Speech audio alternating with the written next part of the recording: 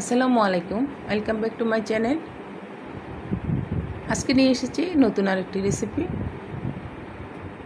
উপকরণ এবং রান্নার প্রসেস ঠিক রেখে স্বাদের কিছুটা ভিন্নতা এনে আজকে আমি তৈরি করেছি কাঁচা আম দিয়ে খুবই স্বাদের একটি আচার।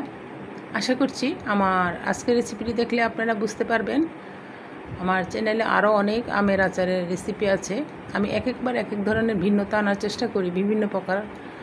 তাই আজকে একটু ভিন্নভাবে আচারটা তৈরি করে নিয়েছি। আশা করছি আমার আচারটা আপনাদের ভালো লাগবে। কিন্তু উপকরণ বলেন, রান্নার প্রসেস বলেন, সব কিছু একই থাকে। কেননা আচার তৈরি করতে কিছু মশলা এগুলো সব আচারে তৈরি করতে লাগে। তাই উপকরণ বলেন কিংবা আচার তৈরির প্রসেসটা বলেন ঠিক সেই আগের মতোই আছে, কিন্তু স্বাদটা কিন্তু অন্যরকম। এখানে আমি কাঁচা আম নিয়েছি 2 কেজি। এই 2 কেজি আম দিয়ে আমি আজকে আচারটা তৈরি করব। একেবারে কচকচে কাঁচা, শক্ত দেখে আচারটা কিনবেন, আমটা কিনবেন। যে আমগুলো নরম হয়ে যায় সেগুলো না কেনা ভালো। আমি আমগুলো কেটে এভাবে ছোটো ছোটো টুকরো করে নিয়েছি। যেহেতু আমের আটিটা শক্ত হয়ে গিয়েছিল, কষ্ট করে কেটে নিয়েছি এভাবে ছোটো ছোটো টুকরো করে। প্রথমে আমি চুলায় একটি লোহার সসপ্যান বসিয়ে তাতে দারচিনি, তেজপাতা, পাঁচফোড়ন এবং মিষ্টি জিরা দিয়ে একটু ভালো করে ভেজে নিব। এটাকে আমি তুলব না বা গুঁড়া করব না, আমি আস্তেই দিব। হালকা করে ভেজে তার মাঝে সরিষার তেল দিয়ে নেব। আর তেলের পরিমাণটাও আপনারা অল্প করে দিবেন। আমি দুবারে তেলটা দিব, পরে আর একটু দেব। এখানে আমি কালো সরিষাটা লাল সরিষাটা বেটে নিয়েছি। 2 কেজি আমের জন্য 2 টেবিল চামচ সরিষা বাটা দিয়ে দিয়েছি। দিয়ে ভালো করে তেলটা ভালো করে গরম করে নিচ্ছি। একটা রসুন ছিলে কোষগুলো দিয়ে দিচ্ছি আস্ত করে রেখে। লবণ দিয়ে দেব পরিমাণ মতো। আর লবণের পরিমাণটা একটু বেশি লাগবে, কারণ আমরা যেহেতু টক। আমি এখানে রসুন বাটা দিয়েছি 1 চামচ। এটা ফ্রিজের রসুন। আর দিব কাশ্মীরি মরিচের গুঁড়া আর হলুদের গুঁড়া। হলুদের গুঁড়াটা পরিমাণে অল্প দেব। হলুদের গুঁড়াটা দিব কালারটা আসার জন্য।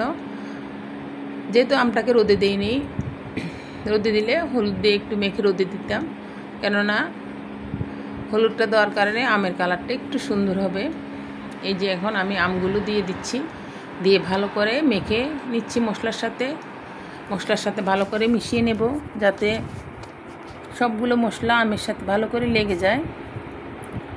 এতক্ষণ পর্যন্ত এসে যারা আমার চ্যানেলটিকে এখনও সাবস্ক্রাইব করেননি বা আমার ভিডিওটিতে একটি লাইক দেননি, অবশ্যই ভিডিওটি যদি ভালো লেগে থাকে লাইক দিবেন এবং চ্যানেলটি সাবস্ক্রাইব করে পাশে থাকবেন। আমি সিরকাটা দিয়ে দিচ্ছি, ভিনেগার দিয়ে দিচ্ছি। আর সরিষাটা আমি ভিনেগার দিয়ে ব্লেন্ড করেছি, এখানে কোনো পানি ইউজ করিনি এক্সট্রা। তারপরেও আর একটু সরিষার তেল দিলাম, আমি বলেছিলাম আবার পরে দেব। যেহেতু এটা মিষ্টি আচার, টক ঝাল মিষ্টি, টকও থাকবে, ঝালও থাকবে, মিষ্টিও হবে। একেবারে টক খেতে চায় না বাচ্চারা, তাই একটু মিষ্টি না দিলে ভাতের সাথে কিংবা পোলাও কিংবা রুটির সাথে, পরোটার সাথে, মাংস দিয়ে খাওয়ার সময় এই আচারটা ব্যবহার করতে পারবেন। ভালো করে মিশিয়ে কিছুক্ষণ পর আমি চিনি দিয়ে দেব। এখানে চিনিটা আমি দুবারে দিব, একবার দিয়ে 1 কাপ ভালো করে নেড়ে চেড়ে মেখে নেব। তারপরে আবার আরেক কাপ দিব। মোট 2 কাপ চিনি ইউজ করেছি এখানে মেজারমেন্ট কাপের।